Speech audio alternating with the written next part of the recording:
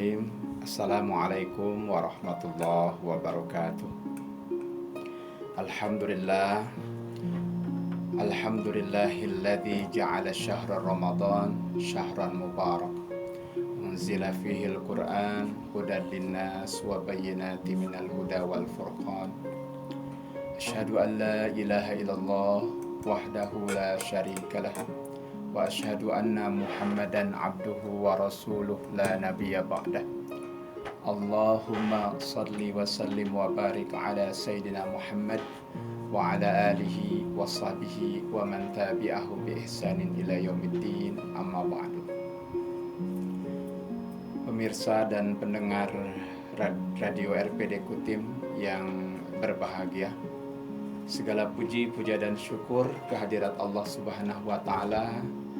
Atas izin dan limpahan nikmatnya, kita akan segera menyelesaikan puasa Ramadan kita di hari ke-5 ya Mas Wahyu hari ini ya. 5 apa 6? 6 ya, 6. Masya Allah. Di hari ke-6, waktu begitu cepat berlalu.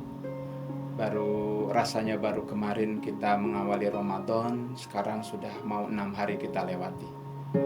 Nah, pertanyaannya, kalau Ramadan 30 hari berarti 30 kurangi 6, waktu hanya tinggal 24 hari lagi. Mas Wahyu, 24 hari lagi apa? Lebaran. Nah, karena yang ditunggu Mas Wahyu Lebaran. Seolah-olah Ramadan itu beban begitu ya. Padahal harusnya tinggal 24 hari lagi waktu dan kesempatan kita memanfaatkan keberkahan bulan yang luar biasa ini. Hanya tinggal 24 hari lagi dan itu nanti akan sangat cepat sekali untuk kita betul-betul berusaha beramal ibadah di dalamnya. Karena Ramadan berasal dari kata romido yarmatu, yang artinya adalah pembakaran. Bulan ini Allah khususkan untuk kita membakar dosa dan kesalahan kita dengan amal ibadah yang sebanyak-banyaknya. Semakin banyak kita beribadah, beramal baik, semakin banyak dosa dan kesalahan kita yang dibakar, yang dihapuskan. Tapi kalau kita males-malesan, ya, kalau kita lalai, maka rugi nanti. Jangan-jangan nauzubillahi min dzalik kita termasuk orang yang gagal Ramadannya. Siapakah orang yang gagal Ramadannya? Kata Nabi adalah orang yang tidak berusaha memanfaatkan Ramadan ini dengan sebaik-baiknya dengan kegiatan ibadah. Hadis riwayat Tirmizi dari sahabat Abu Hurairah, Rasulullah bersabda, "Ragima anfu ahadin man dakhala alaihi Ramadan wa lam yughfar lah." Sungguh celaka orang yang Allah sempatkan hidup di bulan Ramadan namun dia gagal mendapat ampunan Allah. Karenanya Mas Wahyu dan para pendengar sekalian, marilah kita manfaatkan Ramadan ini dengan sebaik-baiknya, minimal dengan 3 bekal utama. Sesuai dengan judulnya, 3 bekal utama untuk kita memaksimalkan ibadah di bulan ini. Apa saja 3 itu? Yang pertama adalah niat yang lurus dan ikhlas, hanya ingin mengharapkan ridho dan ampunan Allah Subhanahu wa Ta'ala. Sesungguhnya semua amal ibadah kita akan sangat tergantung niatnya. Sebagus apapun ibadah kita, kalau niatnya salah, maka nauzubillahi min dzalik, sia-sia, hanya capek saja. Rasulullah menegaskan innamal a'malu binniyat, seluruh amal ibadah, seluruh urusan itu tergantung niat. Karenanya niat itu bagaikan fondasi pada bangunan Mas Wahyu. Sebagus apapun bangunan itu, kalau niatnya lemah, apalagi salah, siap-siap roboh. Niat itu sesungguhnya seperti benih pada tanaman. Kita sebagus apapun menanam, menyiram, kemudian memupuknya, tapi kalau bibitnya atau benihnya buruk, siap-siap hasilnya juga gagal, tidak akan maksimal. Nah, kita tidak ingin puasa yang capek-capek kita laksanakan, taraweh yang mungkin kaki sampai bengkak kita laksanakan, itu sia-sia. Caranya bagaimana? Yang pertama, luruskan niat itu, hanya mengharap ridho Allah dan ampunannya. Kemudian yang kedua adalah berusahalah istiqomah dalam ibadah kita di bulan ini. Istiqomah itu artinya istimrar, berkelanjutan, berterus-terusan, tidak terputus, ya, continue. Nah, ini yang perlu kita terus perbaiki dari Ramadan ke Ramadan, keistiqomahan kita. Karena seringkali kita ini beribadah suka ikut-ikutan. Awal-awal Ramadan semangat, masjid penuh. Coba lihat nih mulai minggu ini, taraweh. Biasanya mulai maju Mas Wahyu ya, safnya begitu. Makin ke tengah-tengah makin maju. Ibadah lain pun sama. Sudah nggak fokus lagi, karena di akhir Ramadan biasanya orang sudah mikir yang lain. Ada yang mikir mudik, walaupun sekarang katanya dilarang mudik ya. Kemudian juga ibu-ibu sibuk di dapur, mungkin sudah nggak kepikiran untuk kemudian tadarus dan lain sebagainya karena persiapan Idul Fitri. Nah, maka diperlukan keistiqomahan kita dalam melaksanakan ibadah. Bagaimana istiqomah dalam ibadah itu? Kita harus paksakan diri untuk melaksanakan ibadah secara rutin. Sesungguhnya sedekah walau hanya Rp2.000 setiap kita mau berangkat taraweh, tapi tiap malam kita laksanakan jauh lebih baik daripada mungkin 100.000 tapi cuma sekali-kalinya, ya. Nah, itu. Sesungguhnya sholat duha walau hanya 2 rakaat namun tiap hari kita laksanakan jauh lebih baik daripada 10 rakaat tapi cuma sekali saja dalam sebulan mungkin kita laksanakan. Nah, ini yang harus kita jaga, keistiqomahan. Nah, karenanya Rasulullah katakan innamal a'malu khairul amal dawamuha wa in qalla. Sesungguhnya amal ibadah itu yang terbaik adalah dawamuha, yang berkesinambungan, yang terus-terusan. Nah, bukan yang terputus begitu. Dan yang terakhir, bekal ibadah kita di bulan yang mulia ini adalah kita harus memiliki tekad yang kuat untuk bisa husnul khotimah di Ramadan ini. Biasanya orang kalau dengar husnul khotimah ingatnya langsung ke apa Mas Wahyu? Kematian ya biasanya. Padahal husnul khotimah itu konsep dalam Islam bahwa segala yang ada akhirnya kita harus berusaha mengakhirinya dengan baik. Ramadan ini ada awalnya, sekarang kita baru awal. Nanti ada tengah-tengahnya, terakhir nanti ada akhirnya. Di antara awal, tengah, dan akhir, Mas Wahyu dan pendengar sekalian, mana yang paling penting? Awalkah, tengahkah, atau akhir? Jawabannya semua penting. Tapi mana yang lebih menentukan? Yang terakhir justru. Artinya apa? Kita awali Ramadan dengan semangat ibadah, kita jaga Ramadan ini di tengah-tengahnya juga tetap dengan semangat ibadah, dan nanti akhir kuatkanlah diri kita dari banyak godaan, banyak gangguan untuk mengakhiri Ramadan dengan amal ibadah terbaik kita juga. Rasulullah itu makin akhir Ramadan makin habis-habisan ibadahnya. Kalau kita mungkin makin habis-habisan uangnya gitu Mas. Rasulullah akhir Ramadan sudah jarang pulang ke rumah karena rajin etikaf. Kalau kita mungkin juga ada yang jarang pulang ke rumah karena nyari baju baru ya, dan lain sebagainya. Nah, maka mari para pendengar sekalian, kita berusaha untuk memodali dan menjaga kesemangatan ibadah kita di Ramadan ini dengan 3 hal tadi itu. 1, niat yang lurus karena Allah. Yang kedua, menjaga keistiqomahan ibadah. Dan yang ketiga, berusaha meraih husnul khotimah di Ramadan ini. Nah, demikian sebagai pengantar. Terima kasih. Baik, Ustaz. Demikian pengantar terkait tema kesempatan sore hari ini. Dan kami masih mengundang partisipasi pendengar sekalian di 11 Anda bisa menelpon ke kami atau melalui SMS ke boleh begini Ustaz. Masih berkaitan dengan ibadah Ramadan Ustaz. Terkadang kita sebagai makmum gitu Ustaz, entah mungkin cuman ini pendapat saya aja pribadi. Apakah mungkin banyak yang dialami dengan orang lain?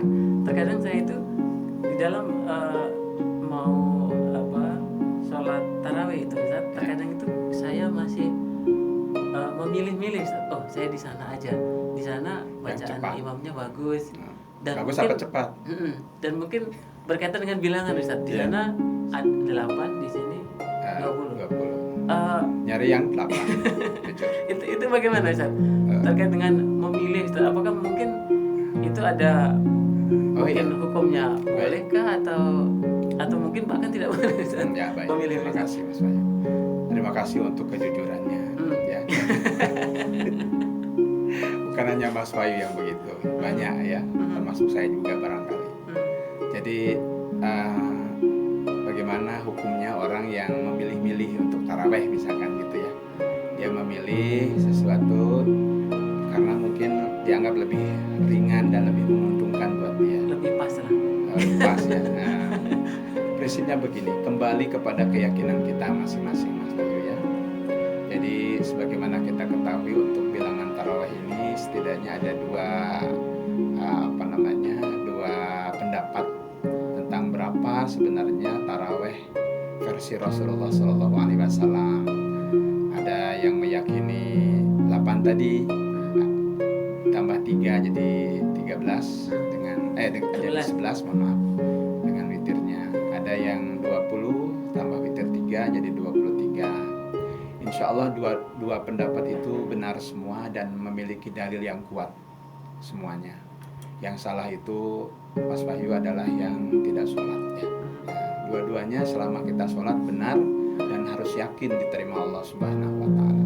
Tinggal tadi berusaha memilih tempat tarawih kita itu bukan karena nafsu, bukan karena wah di sana aja, di sana Cepat ya. lebih cepat 7 menit walaupun 23 rakaat selesai. Itu tarawih apa balapannya gitu ya. Atau saya lebih suka di sana karena bacaan imamnya bagus gitu ya, tumakninah tenang. Oh silahkan, itu bagus sekali. Dan memang harusnya kita mencari yang begitu, yang dimana kita bisa beribadah dengan nyaman, tenang, khusyuk. Dan kita boleh untuk memilih, bebas itu silahkan saja. Nah gitu Mas Ayu. Jadi kembali kepada pilihan masing-masing. Boleh saja. Baik Ustaz. Ya. Kalau saya biasanya yang sedang-sedang saja Ustaz. Soalnya kalau terlalu lagi juga saya rasa capek juga Ustaz. Ya, nanti encok.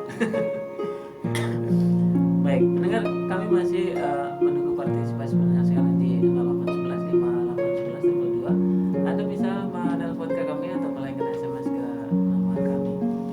Kemudian begini Ustaz, di dalam sholat tarawih Ustaz, hukum kan saya pernah di mungkin masjid ini dan masjid ini Ustaz. Ya. Ada yang mungkin sedikit agak panjang. Saya kurang tahu bilangan rakaatnya, cuman yang setahu saya di masjid sini lumayan panjang, yang sini lumayan pendek atau sedang Ustaz. Ya. Itu adakah keutamaan Kaidahnya. Ustaz, terkait dengan itu Ustaz? Ya. Lamanya di dalam membaca surah itu Ustaz. Ya. Mungkin yang lebih utama yang mana seperti itu Ustaz? Ya. Dari yang saya tahu bahwa Rasulullah itu ketika beliau mengimami, beliau sangat memperhatikan kondisi jamaahnya. Makanya beliau mensunahkan para imam untuk sebelum mengawali takbiratul ihram lihat dulu jamaah, kemudian meminta para jamaah untuk meluruskan barisan.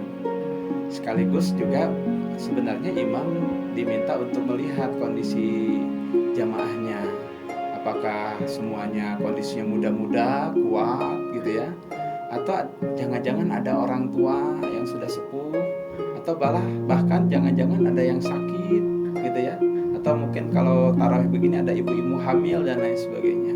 Maka yang saya tahu sebaiknya ya mengkondisikan dengan kondisi jamaah itu. Kalau di pesantren yang notabene santri di sana anak-anak muda mungkin 1 juz setiap malam juga bagus, nggak masalah, sambil kemudian menguatkan hafalannya gitu ya. Tapi kalau di masyarakat umum ya harus lihat-lihat jamaahnya tadi. Kalau kemudian jamaahnya bervariasi, apalagi banyak yang sepuh-sepuh, hendaklah imam menyesuaikan. Mungkin bacaannya tidak terlalu panjang begitu ya, yang sedang-sedang saja. Kan memang yang dianjurkan dalam agama kita sebagaimana lagu dangdut itu yang sedang-sedang saja segalanya begitu. Ya. Itu Mas Wahyu. Baik Ustaz, kita ke line SM Ustaz. Ada dari hamba Allah di Jalan Muntai Ustaz, tidak dijelaskan namanya. Ya. Bagaimana hukumnya Ustaz ketika kita berbuka Ustaz? Ketika kita berbuka alasannya menolong sesuatu yang urgent, misalkan kebakaran atau musibah lah bahasanya Ustaz, Ya. dan itu mengharuskan saya untuk berbuka Ustaz. Seperti apa Ustaz? Ad-daruratu tubihul muhdharat. Dalam keadaan darurat telah membolehkan sesuatu yang diharamkan. Ya, kalau kondisinya betul-betul haus, dahaga, kalau nggak berbuka bisa-bisa mungkin pingsan gitu ya, atau bahkan lebih parah dari itu. Boleh jadi kondisi seperti itu membolehkan orang yang berpuasa untuk berbuka. Ya, tapi tadi standar kedaruratannya seperti apa? Harus betul-betul dalam kondisi sudah nggak tahan lagi, kecuali harus dengan berbuka. Nah, daripada misalkan pingsan, apalagi lebih parah dari itu, tidaklah kemudian dia berdosa membatalkan puasanya. Hanya tinggal nanti dia mengqadha, mengganti puasa yang bolong ini, gitu ya. Menggantinya bukan dia berbukanya misalkan jam 4 sore, berarti nanti tinggal dilanjutkan aja qadanya dari jam 4 sampai jam 6 kayak begitu ya. Menyambung gitu ya. Ya, itu nyambung namanya. Qadanya harus ngulang lagi 1 hari begitu. Gitu Mas Wahyu. Jadi boleh kalau Artinya kondisinya boleh, betul-betul darurat, tapi jangan menggampang-gampangkan darurat. Saya darurat. Kenapa Pak? Lagi lapar betul. Nah, itu memang ini ya, pingin gitu. Sama seperti orang yang nggak sadar terus terlanjur makan atau minum pas Satu puasa. piring baru sadar. Ya, itu kan nggak sengaja. Ya. Walaupun 1 piring, kalau betul-betul nggak sengaja nggak batal puasa. Tapi ada nggak kira-kira yang begitu? Kecil kemungkinan. Jarang ya. Ya. Baik Ustaz. Demikian dari hamba Allah yang di Jalan Muntai, dan saya kembali ke line SMS. Ada dari Naufal Ustaz. Di alamannya tidak disebutkan. Bagaimana Ustaz hukumnya suntik vaksin ketika Ramadan ini kan Ya, betul. marak nih? Betul. Apakah itu mungkin bisa ditunda di mungkin habis Ramadan? Sudah ada fatwa dari MUI, silakan bisa dibuka ya, di googling. Oh, iya. Ada fatwa MUI yang menyatakan bahwa vaksin tidaklah membatalkan puasa. Ya, dan sesuai dengan pemahaman dan keyakinan kami, saya selama ini juga, bahwa yang membatalkan puasa itu ketika memang masuknya benda atau cairan di lubang-lubang tubuh. Nah, kalau ini kan sebenarnya memasukkan semacam suntikan, bukan di lubang ya Mas, tapi di ini, di apa namanya? Bagian anggota Di lengan begitu ya. Nah, itu tidaklah kemudian membatalkan. Apalagi kepentingan vaksin demikian sangat penting untuk kondisi sekarang. Bagian dari ikhtiar kita untuk bisa makin menguatkan tubuh kita masing-masing dari bahaya virus COVID-19 ini. Ya, jadi tidaklah batal, harus yakin tidak batal, insya Allah. Begitu. Sama dengan kalau ada pertanyaan, katanya ada vaksin yang mengandung lemak babi gitu ya. Tapi kan yang saya tahu di berita juga sudah difatwakan halal, dalam artian sudah kondisinya darurat begitu. Sudahlah kita berlepas tangan, artinya menyerahkan kepada Allah. Hukum bagaimana nantinya di akhirat Allah Maha tahu, tapi kalaupun iya, maka yang bertanggung jawab adalah yang menghalalkannya. Kita tidak berdosa kalaupun memang kemudian ada gitu unsur keharaman dari vaksin itu. Pastinya sudah dipertimbangkan di majelis ulama. Iya, yakin kita, insya Allah. Baik Ustaz, sepertinya kita cukupkan sampai di sini Ustaz. Sudah Cepat jam sekali ya. 18 lewat Ustaz, terkait dengan tema pada kesempatan sore hari ini Ustaz, dan semoga apa yang telah disampaikan betul-betul memberikan bekal terlebih ini masih di awal-awal Ramadan untuk menjalani 30 Ramadan ke depan Ustaz. Saya sampaikan terima kasih pada Ustaz Deden Rumah yang telah berkenan hadir, dan para pendengar yang telah berpartisipasi pada kesempatan sore hari ini.